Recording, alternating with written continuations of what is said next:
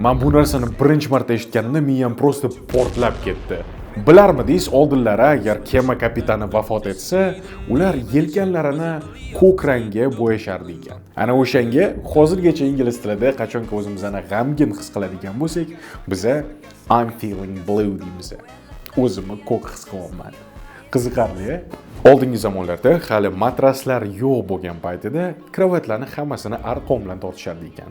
Va arqonlarni qanchalik qattiq tortadigan bo'lsangiz, shunchalik qulayroq bo'lar ekan. Shuning uchun hozirgacha ingliz tilida agar uxlashga ketayotgan bo'lsangiz, sizga good night, sleep tight deyishadi.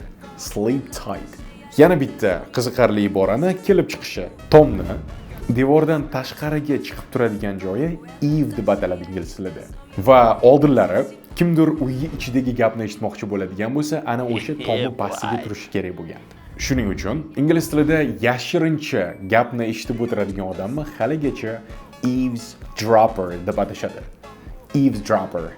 Ishonasizmi yo'qmi? Eski gramofonlarda ovozi pasaytiradigan tugmasi bo'lmagan.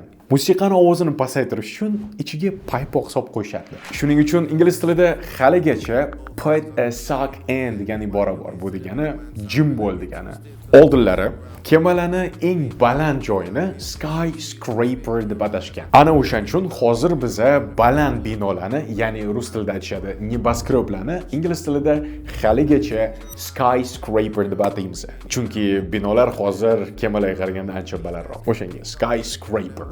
Izohlada bularning ichidan qaysi birini oldin bilishingizni qoldiring, chunki men bularni bittasini ham yaqindan beri bilmasdim. Va bularni o'rganganimda, wow, shunaqa iboralarni o'zlarini qanaqadir hikoyalari bormidi deb hayron qoldim. Yana вообще даже исторический ekan bularning hammasi. Meni ismim Jacob va bu yerda biz ingliz tilini iloji boricha qiziqarli yo'llarda o'rganamiz va storieslarda men sizga bundan ham foydaliroq kontentlarni qo'yib boraman. Foydalaning.